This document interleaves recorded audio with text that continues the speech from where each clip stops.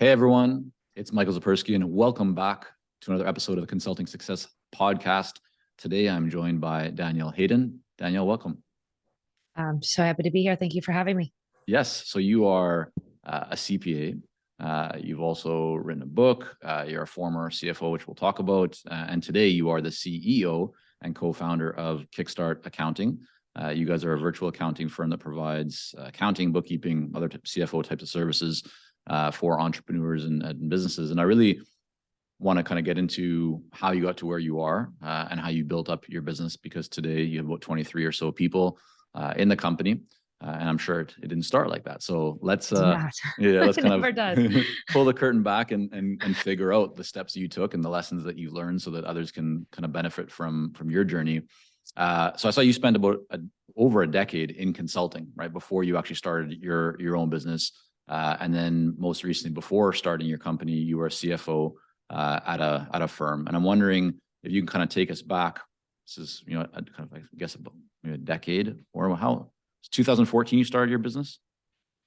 Yeah, 2014. Mm-hmm. Okay. So several years back, what was going on kind of like in your life, the decision to leave corporate, to leave a career as a CFO, to start your own business? Why do that? Why not kind of just keep climbing the corporate ladder? Yeah. So my story is very different. You corporate kind of gets a bad rep these days. Like, quit your corporate job. Corporate's miserable. I actually learned a lot. I learned Yeah. a lot from working in the corporate world, and I loved the management team that I was working with. We were owned by a private equity firm. I loved the private equity firm that we were working with. So it really had nothing to do with the internal turmoil of not enjoying the space that I was at. Right. And I actually had a ton of work-life balance too. My CEO at the time, I've learned a lot from him, and we have a lot of his values in the values of my company now, where he wanted us to be able to get home for dinner, or if there was a recital. So there was none of those driving factors, which I like to remember because it was a good time.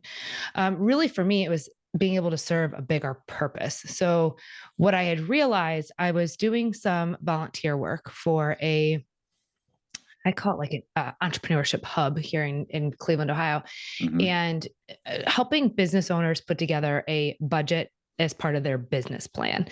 And it was usually for a business owner who was going for like a second round of capital. So they had an existing business, but they needed additional funding to continue to grow. What I found was that these business owners couldn't create a budget because they didn't have bookkeeping. They didn't have any of that in place. So we were beating our heads against a wall, and I'm asking them questions, and they just over and over again. Now, not only were they not sure, right? So they weren't approaching their business with confidence, but they were mad and they were angry and they were frustrated and they felt less than. And then they got to a point where they're like, I don't even know that I deserve this money. I can't even answer your questions to build this budget. And so this became this much bigger mission, right? On how can I take everything that I learned from the corporate world? How could I take everything that I learned from being an accountant and my love of numbers to be able to help as many business owners as possible, right? Because what I was doing, I was really helping the rich get rich, right? And serving our board of directors and our investors. I was helping them continuing to grow rather than helping entrepreneurship as a whole continue to grow. Got it. So you kind of felt the calling towards supporting more entrepreneurs in an area where many just don't have experience or aren't even sure how to kind of go about things. So we'll get more into the business itself, and I definitely want to kind of break it down so that we can better understand how you structured it and why you've done so. But when I look at your title, so you are the CEO of the company. You're also a co-founder. So talk to me a little bit about the partnership. What does that look like in terms of your other co-founder, in terms of roles? Just wondering, like, what does that all look like for others that might be getting into partnerships? Yeah. So we are actually no longer co-founders and partners. As of about a year ago, as of the time of this recording, about a year ago, my business partner actually stepped away from the firm and pursued other opportunities, and I am now the sole owner of the business. I think that decision was made from a both mental, emotional, personal side, as well as how we grew in the business. Mm-hmm. From my experience, and I've worked with a lot of our clients throughout the years who have had partnerships, we grew in ways together, but in most ways, we really grew and found out who we were as owning a company. So my business partner came into the business with an audit background. So she was an auditor, and then had a little bit of experience in a corporate background, where most of my experience was in a corporate setting. But neither one of us had ever been the CEO of a business, Sure. right? Yeah. We were both primarily accountants, right? That's what we did. And so we went into this business really not sure. We didn't do a personality test or decide who was going to do what role. We really just threw ourselves in the business. We got immersed into every single thing. And then it was, as one person had a liking for one task more than the other, or we just understood that it was a stronger skill set versus one of us versus the other. And then we kind of left it up to left up to the gods, right? Right. Up to see who was going to flourish and what. Right. And fortunately, right, our paths led us to where we are today. And did you formalize? Did you have a formal partnership agreement Absolutely. in place? Okay. Yes. Yeah. So even kind of from day one or early on, you had all those kind of legal and structural stuff in place to protect both of you. And did it go as deep as, because you said that some of your roles you weren't really clear on, like you figured them out as you went along. How much detail did you get, and share whatever you're comfortable sharing? But oftentimes in partnerships, people don't necessarily think about what might go wrong. They're just thinking like, no, we're good. We're going to grow. Like everything's going to work out, until you start realizing that maybe you're spending a lot more time in the business than the other person, or you're just producing a lot more value, or whatever it might be. Like, did you guys spend time on that stuff early on, or not so much? Just kind of. We did. Okay. Yeah, we did. We spent a lot of time on that early on. And luckily, we were both accountants in the business world, so we understood that piece. And then again, as accountants, so I am a CPA and my business partner was not a CPA. And the board of accountancy here in Ohio requires that one person, whoever is the CPA, holds 51% and the other holds 49%. So we had a few things on our side that actually required us to think a little bit further. And we understood from a fundamental standpoint, legal contracts and its impact on the financials. So we had spent a good amount of time at the beginning understanding what was our company worth. We actually had shares of stock in our business. So when I bought my partner out, I bought her shares of stock in the business when we restructured. But we really thought through that. Like, if there was a dispute, how do we solve this dispute, right? Who is going to be the last person to solve that? Yeah. How much money are you allowed to spend in the business without getting approval? We actually had a board of directors from day one. And so we had a group of people who we were reporting to and talking to. Okay. So absolutely. Yes. Sounds like you're very thoughtful, in this process. And I'd say probably more thoughtful, it sounds like, or more detailed than a lot of people would be. But maybe that's just your numbers and background, the way that you kind of apply and follow things that a kind of more, I would say, typical or average entrepreneurs dives in, takes action, and kind of figures things out along the way. So I'm wondering though, is there, looking back, any lessons learned or anything that maybe you would have done differently in terms of the partnership now that you are where you are kind of a year after making that transition? Yeah, communication. And I don't mean that as like communication in the way you communicate with your spouse or you communicate with your kids or your employees. I mean, deeply communicate. We joked. So I got married about a year ago, and we joked that she was my first marriage. Right? She was my first marriage, and we got divorced, and it was important for us to communicate, and we didn't hold those boundaries. We thought a conversation at the end of the day via cell phone while I'm dropping my kids off at basketball, and she was taking some classes after school, getting her Right. MBA. So while we were commuting to those things, like that was enough communication to withstand this partnership. And Right. it was not. And so if there was something that I could do differently, it would Mm. be weekly. So we run Kickstart Accounting Inc. now runs on EOS. So we have, with my leadership team today, we have a weekly L10 meeting, which is a 90-minute meeting where we have a set agenda. We have clear rocks. We know who sits in what seats. We have an accountability chart. Right. We know exactly where we're going for the year, who's doing what to get us there. And then we have an opportunity to IDS, so issues, decisions, anything Right. that needs to be solved. So I know when I talk about EOS to other people, they're like, we're not big enough for that. And people blow me off. But if there was one thing I could do differently, it would be implement EOS from day one, even though neither one of us felt like we had the time or the energy Right. or the focus. I would have had that accountability chart, right? Even though her and I were sitting in almost every seat, we would have known if everyone's responsible, no one's responsible. So we would have been really clear on that accountability chart. Right. We would have had that time for open communication, a quarterly, time away from the business to plan our goals and our rocks, that annual retreat away from our business to say, here's our VTO, where are we going? So I know I just put a ton of EOS language out there, but basically it is knowing where you're going together. Yeah. I mean, what's so interesting about that is, so really one of the greatest benefits of a system like EOS, there's a bunch of systems out there, and certainly EOS is a really great one. But it's that structure, right? It's that structure, it's the systems, it's the processes, it's the way that you communicate consistently about the things that really matter to the business. What I find so interesting is that, you're saying, like, I would have loved, looking back, if we could have done this from day one.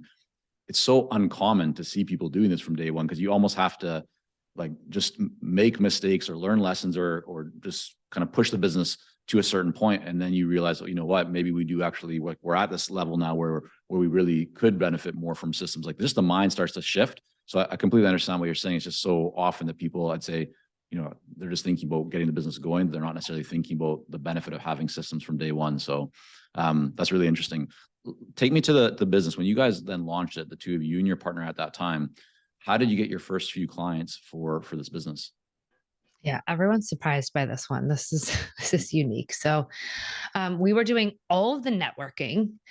We were going to every networking event possible within a 45 to 60-minute drive from Cleveland, Ohio. And we actually do have a pretty good entrepreneurship hub here. I had wrote to another accounting firm. I'm blanking on their name at the moment, but shout out. They're in Columbus, Ohio. The upsourced accounting team. Anyway, it's two gentlemen who started the company, and I loved their business model. Everything about them, I wanted to be them. Right? They were my ideal company. They were how we were modeling our organization. And so I wrote to them. Sorry to interrupt you, but what was it about them that made their model or just like their business so desirable that you essentially wanted to become or to create something like them? Yeah, a good question. So I liked that they were a virtual accounting firm. So now, mind you, we've come a long way. So when we're having this conversation in 2023, these don't sound like crazy concepts right now, but we're talking 2014, 15. Yeah. People weren't doing business online in the same way now that they were then, but they were doing business online. It was a fully virtual accounting firm. They were doing things in a systematic, automatic way that created efficiencies in their business. And how did you know this? You could tell from their website and the way, like, you could tell how they onboarded clients, right? They had their entire process mapped out on their website. And then I called them. So I actually emailed the gentleman and I asked them if there's anything that they would be willing to share. So best practices, shoulda, woulda, couldas, anything that they wanted to share with an up and coming firm. And the most beautiful thing happened, and I really believe I built my business on this because they did this. They took so much time out of their day and they wrote me back like a 3-page email. I printed it out. I wonder if I could still find that, of what works well in their business, what doesn't work, where they found their clients, what they wish they would have done differently. And then it made me reach out to other business owners and say, okay, if they were willing to share, can I get other people to share? And that, their willingness to show that value to me. And then they shared a little bit more about their business structure. So I was able to learn more about them than then as well. And so did they actually give you your first client? Is that kind of where the first? They did not, but they told me what they wish they would have done. So what they wish they would have done was network more. And so we were networking our butts off, but sales weren't coming from it. I think the biggest thing that was coming from that was me gaining weight and drinking and eating a lot. That's the only thing that was happening at the moment. So we went to Craigslist. Now, again, we're talking almost, it was a long time ago. But we were going to Craigslist, LinkedIn, and Indeed, and actually communicating to people who were looking for a CFO, controller, accounting assistant, bookkeeper, who are looking for these roles. And we said, have you considered outsourcing rather than hiring full-time? Accounting is one of those things that often get lumped in with, office manager. So you might have an office manager who's kind of doing the bookkeeping, but they're not a bookkeeper, so they're not doing it well, right? So we're saving you a ton of time, money, and energy, and then you also know that it's being done efficiently. So we got our first few clients from Craigslist, and that's how we actually learned, what do business owners need? How do they need it? What form of communication do they want? And eventually the networking paid off in a really beautiful, amazing way. But that takes so much time. We needed something in the business now so we could start to learn and grow. I love the scrappiness of, that approach. Craigslist, Indeed, essentially finding people that are looking for a full-time position and just saying, hey, like, have you considered that maybe you don't need somebody full-time? And this is something that I think a lot of consultants find themselves sometimes just being contacted by headhunters, like, positions will kind of fall into their lap, or opportunities, I should say, through people that they know. But so often they're unsure of how to navigate that. Like, how can you turn a potential full-time, job into a consulting engagement or into something like that? If you look at everything that you've done, over the years, and the conversations you've had with people that might be considering, should we just bring in a full-time CFO, or maybe actually we don't need that and we can outsource. What have you found? Like, what do you hit on in terms of the advantage or like the focus to get somebody to see that maybe they actually don't need a full-time person that can benefit from more of an advisory type of engagement? Yeah. At the time, we were talking to people about the team. And now, mind you, at the time, they didn't know that it was just my business partner and I. We knew and understood that we were going to have a team. So we were always building an agency model. It was not going to be us delivering every single service to every single client. We knew that from day one. So when we talked to our potential clients, we were helping them understand that they weren't just hiring me, right? They weren't hiring Danielle Hayden. They were hiring Lindsay and Danielle and our team. So we had a team of resources. There was no paid time off. There's no holidays. There's no sick days. You're not having to train somebody. We're coming in as the expert. Now, when you hire somebody as a CFO, controller, a bookkeeper, you usually still have to train them in some way. And so finding somebody who is confident in their expertise enough to be able to come in and say, no, let me show you best practices. Let me model the way for you. Let me take all of the models that I've created in my past, and let me bring all these like Excel models, dashboards. Let me bring all that to your business. You as the business owner don't have to recreate the wheel. You don't have to be the expert, because let's face it, you're not an expert in finance. So let us be the expertise for you. And then you can actually be the CEO. So we've created more of a partnership with them. Yeah, that makes sense. I think that's helpful.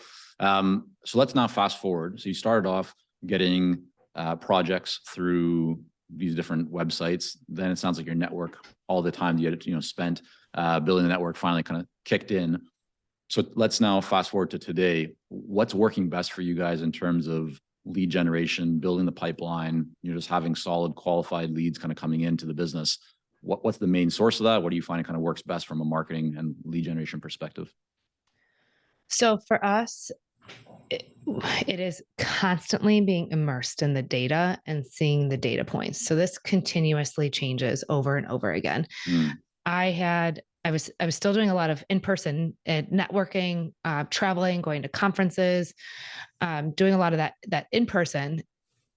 Pre-pandemic, I had somebody introduce me to podcasting, and they said, this is a really beautiful way for you to have a conversation with somebody and potentially get some business. And so we started podcasting and finding a voice, right? What do business owners want to hear?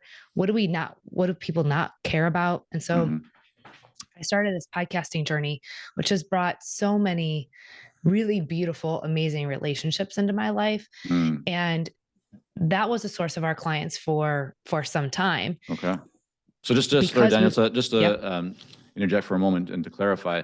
So you're saying the strategy here was you created your own podcast. You would reach out to people who you want to have on the podcast, but you also thought that these could be potential clients for the business. And so you would interview them, you'd have a great conversation. And then, is that what you mean? Or no, so exact opposite. I would pitch to come onto other people's podcasts. Got you. So okay, like you're doing right now. Kind of so what we're doing here. Yep. Got it. Okay.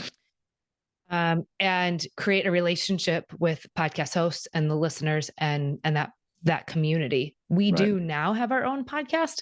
I had a client, well, it was a potential client at the time, that said, I'm waiting to hear when your next podcast is going to drop. When is it coming out? And I'm like, well, I don't have one. So it's whenever somebody drops the next one. And he's like, oh, well, you need to fix that because I would like one next week. Right. So we do have a podcast now, but started finding our voice, started coming onto podcasts and hearing what hosts wanted to talk about. Right. And track the data. Right. So it's really important. I'm a numbers person. I love numbers. And I think whenever you're building a service-based business, it is so important to know your numbers. And that doesn't just mean your income statement. It is for every client that's coming in, where are they coming in from? Where did they find you? How did they find you? So we built this data set of wherever our clients were coming from. Are they coming from face-to-face referrals? Are they coming from me belonging to a community? Are they coming from Facebook groups? Are they coming from podcasts? And then eventually it became referrals. We were doing this really amazing job for our clients. And so we started just saying, hey, do you have any friends that need help just like you needed help? And as soon as we started asking, our clients would say to us, oh, I didn't know you were looking for more clients. Right. You're awesome. I'm happy to tell my friends about you. And then that has now become our number one data set. And so when do you ask that? Like when in the engagement or kind of as a relationship for somebody who's listening and joining us right now thinking, oh, maybe I could actually do that more, because most people tend to be very reactive with referrals, right? When they come, fantastic, but they don't really do anything to get them. So here it sounds like you figured out this is a pretty simple step, but just by letting our current clients know that we could help others like them, who do they know? And that's worked for you. So when do you ask that? And then is there any specific language that you use, or is it as simple as what you shared a moment ago? So again, this has changed throughout the years. Yeah. At the, early on stages, it was when we felt like we had time to ask, right? Yep. It might have been, some time ago, we had somebody who was helping us with our marketing and our email marketing. And so we would put it in our email marketing, our newsletter, maybe on social media. It wasn't in a very strategic way at the time. Right? Did that work for you or not? Not really.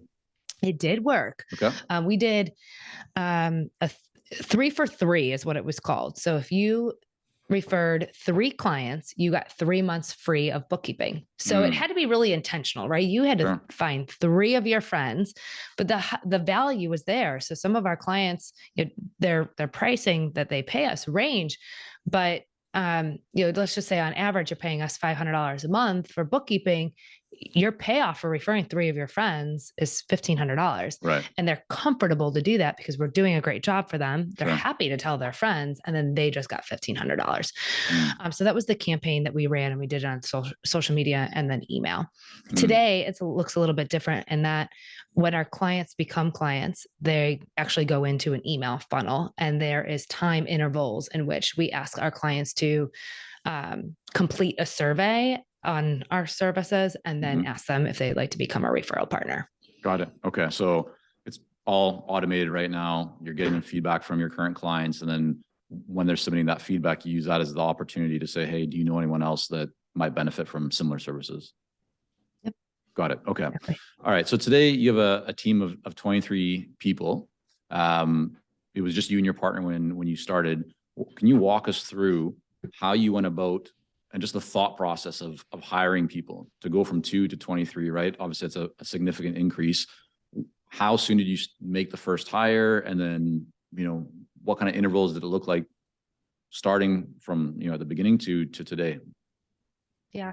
So Sarah was our first hire, and she's still with us. So shout out to Sarah.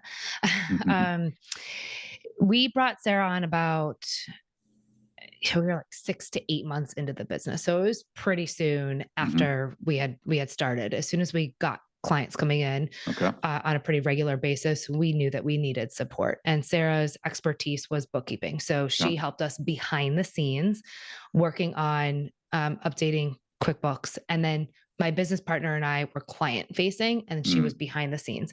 It worked out great for us at the time. She was, I'm going to air quote, like stay-at-home mom who wanted to be able to work, nap times, evenings. So there was a ton of flexibility for her. And then we were client facing, and we did that for her and one other hire. Eventually we got to the point where we said, this doesn't work, right? We cannot actually I think it was 3 hires total. This doesn't work. We cannot be client facing for everybody. We are taking all of the client communication, everything that we're learning in client emails and client calls, it's not actually getting back to the 3 team members who are doing the work. So we are a barrier to them doing a really freaking good job. Yeah. So we determined at that point that we needed to provide training and the framework in order for them to be able to actually work directly with clients. And so that set of team members went through a training program. And at the time, I also read a book, Built to Sell by John Warlow. Yeah, I love it. And so I understood that what we needed to do was create a product, right? We're not service providers. We are a product provider. And so we created a very specific system to what we were doing and how we delivered our bookkeeping and financials. And then we trained the team to be able to be client facing. And I think that's very specifically why and how we were able to get from the 3 of us to 23 people.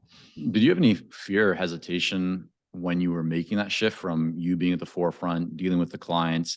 Like so often people have a concern around like the client is there because of you, you're the expert. What happens if you pass it off to somebody else? They don't do as good of a job. They're not the expert. How did you think through that, and what was kind of going on for you at that time? Of course, obviously. Yeah.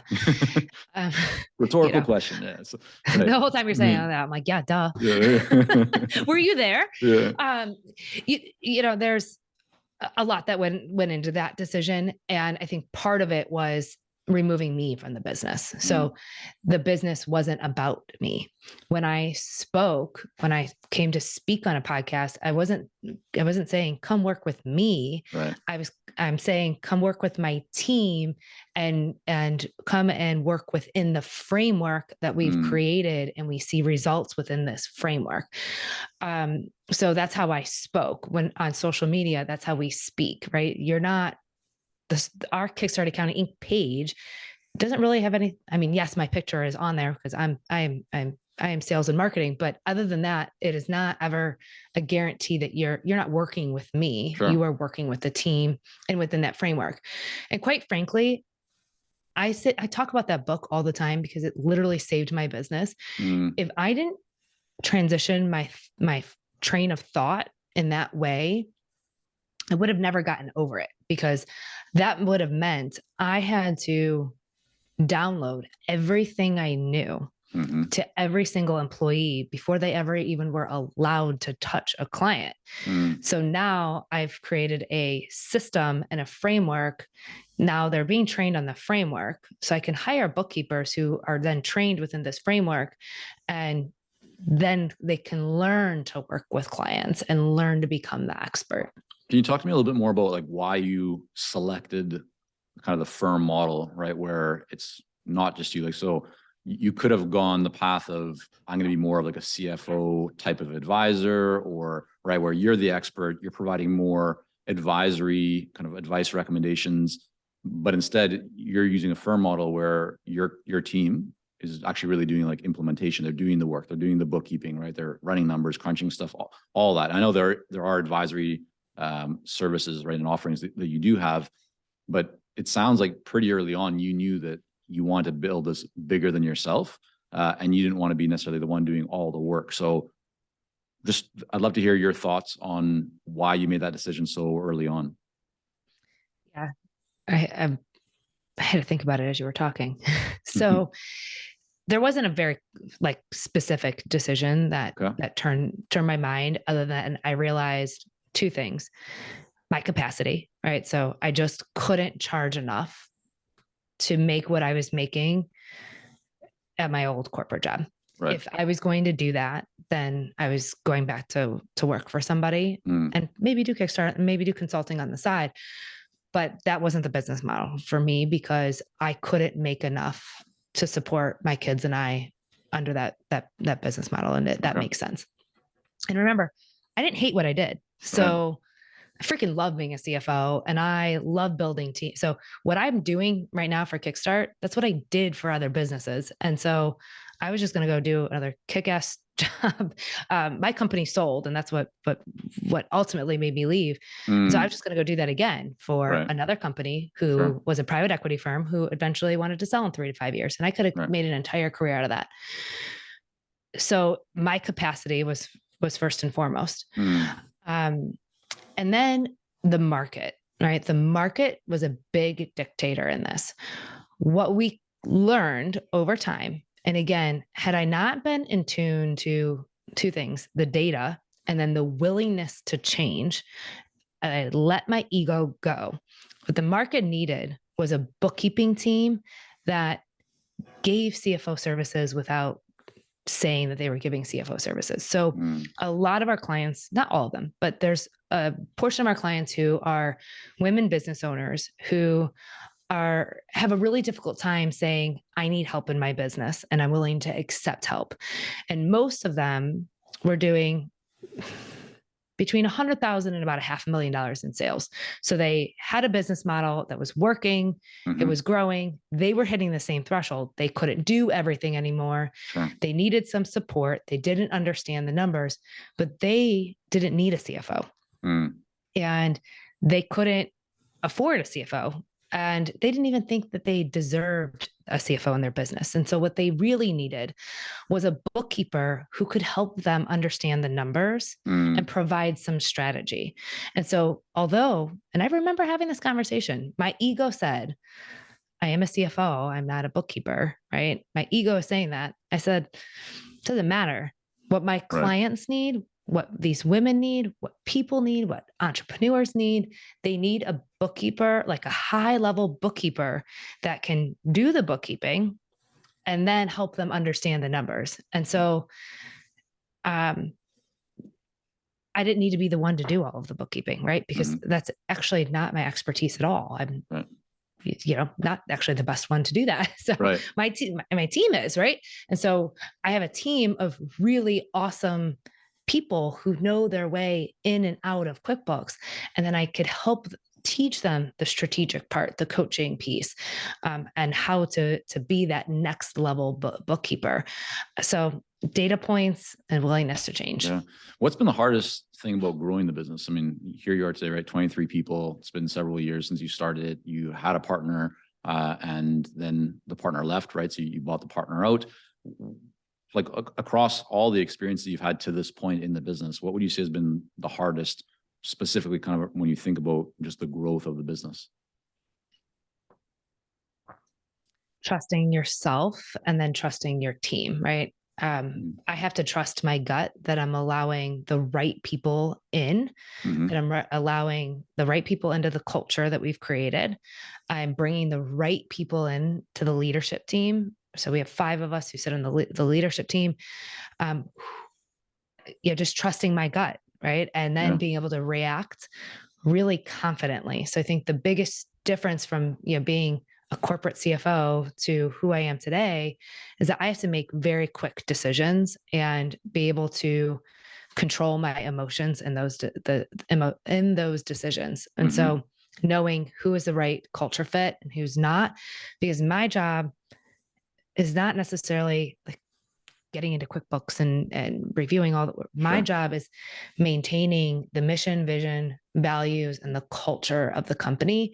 And what the team needs from me is to show up and do that every day. And so I think that's really hard because as consultants, right, we were good at something, right? I love, so every once in a while, I'll do this with our own financials because I'm like, I just need to get in there, get into an Excel spreadsheet, just kind of get lost in the numbers and work out some issues because I do love that, right? That was my craft, but that's not what the business actually needs from me.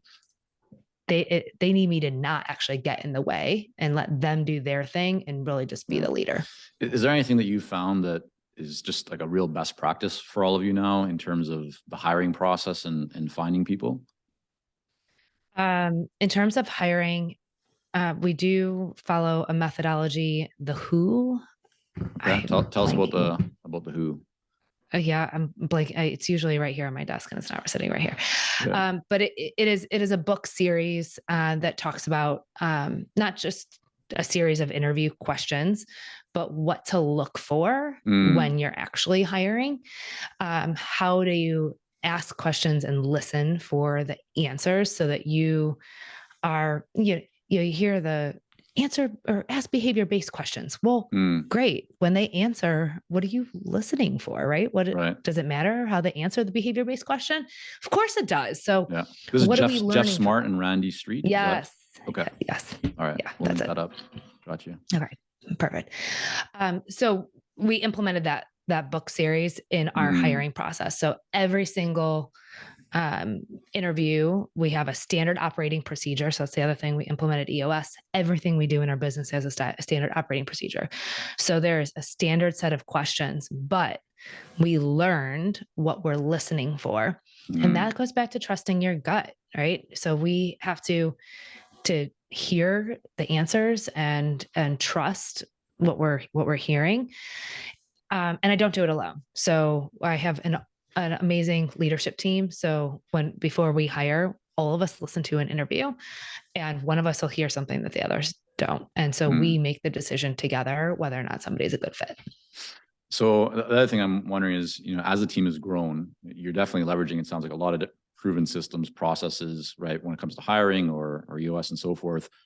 What does your technology stack look like, right? As there now are more people, leadership, bookkeepers, like you have a good sized team. How are you managing all the people and making sure that all those things are running the way they should be? There's good, clear communication in place.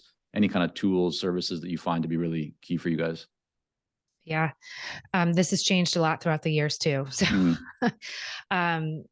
again, another willingness to be able to pivot and change and learn and not be the expert anymore. So we started on G Suite, where I was very much the expert. I knew how to run that and be really efficient in that. So we that's used Google Suite, just for those wondering what G Suite is, right? So Google Suite, got you. Yep. Yes, thank you. Sorry. I know for you, it's just like, yeah, of course it's G Suite, right? But yeah.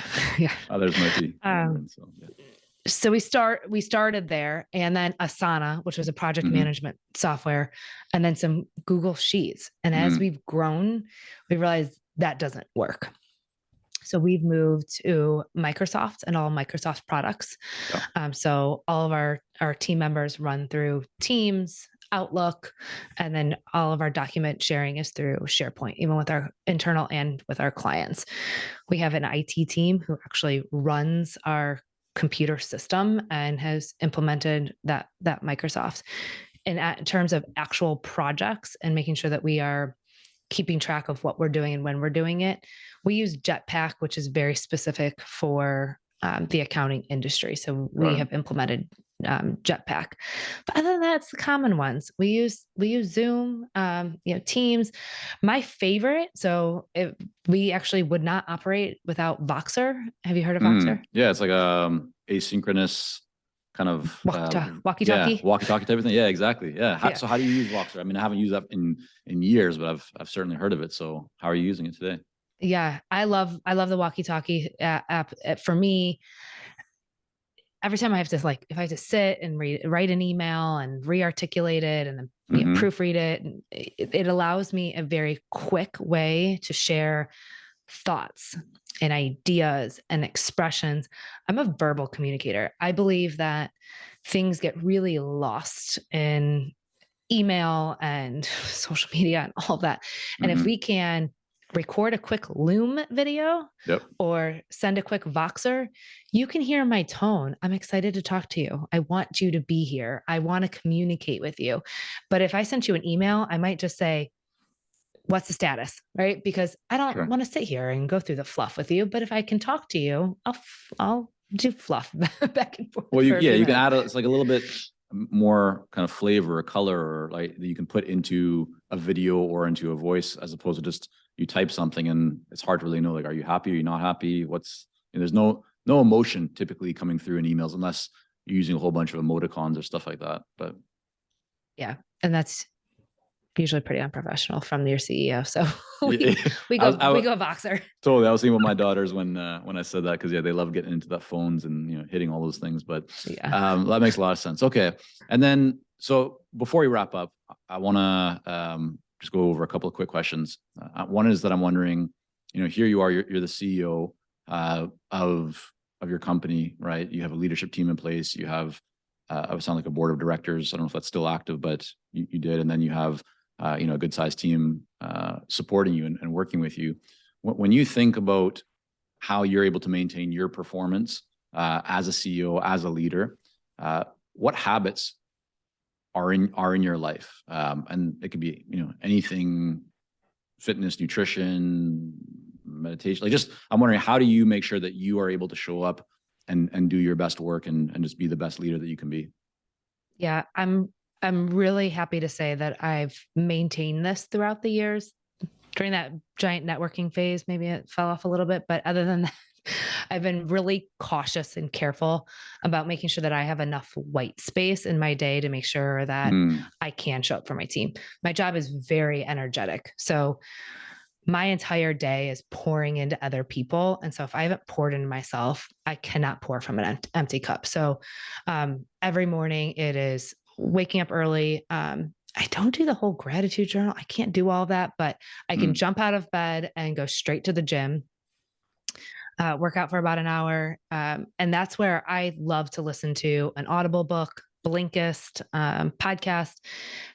So by the time I get back home, my kids are a little bit older, so I just literally have to say goodbye to them and walk them out the door. Yeah. And then I'm getting ready for my day. By the time I've sat down at 8:00, I've usually listened to 2 or 3 podcasts or an hour and a half of an Audible book, which really helps pour into my personal development and helps me continue to stay fresh on ideas and strategies. And I'm listening to everything from shows like yours to fitness, nutrition, because I have to be able to pour into that area of my life too. So I need to continuously be learning, how do I take care of myself? And then it's scheduling in meals. This is something, if my operations manager listens to, she'll laugh. I'm really great at breakfast, but we're working into my calendar to make sure that I have lunch every day. You're a much better person when you actually eat. But making sure that I have that time, right? Because you can't just learn about nutrition. You have to actually implement those strategies that you're learning. So making sure that I'm taking time to have a full actual breakfast, lunch, and dinner. And that sounds silly. And then at night, we're either going to yoga or for a walk outside or along at the track at the rec. So it's a lot of activity, right? And I think this is common for CEOs. I have big energy. And so if I have to just sit in this chair all day, you're going crazy. Yeah. Yeah. I have steam coming through my ears. So it's really important that I'm setting up my day from the beginning to the end, having a lot of release for that big energy. Mm.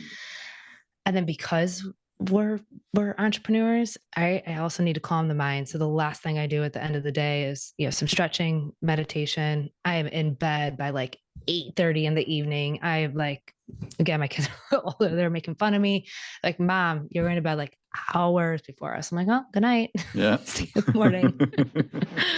But Awesome. it's a Yeah. lot. Yeah. No, I think it's so important. And I'm very similar in terms of, if I'm not at the gym, or doing some kind of class, and I'm running every morning, and that's where I'm listening to podcasts and, learning new ideas and things to explore, or just getting some kind of motivation or inspiration. So I think it's so important to have that kind of space, baked into your schedule. All right. So 2 final questions. One is, last 6 months or so, it sounds like, you definitely consume lots of information, books, things of that nature. What's one book that comes to mind? It could be fiction or nonfiction, but just something that maybe in the last 6 months you've read or listened to that you really enjoyed and you think others might find interesting as well. Yeah. So this will show my personality. David Goggins. Have you heard of him? I have, He's yeah. yeah. Yeah. Okay. Is it his new book? His new book, Stay Yeah. Hard. So before I knew it was coming out, so I wanted to re-listen to his first book so that I was like fresh on the material. I do that with shows too. So I re-listened to his first book, and now I'm listening to his new book. But he is so intense, and I ran an ultra about a year ago, and he is like the person who got me to that race and to that finish line. And now I'm taking that same strategies that he's talking about in his book, and how do I apply that to every area of my life? Is the second book as good as the first? Dude, I love it. I think it's even better. His first book was more like about his life and his stories. Yeah.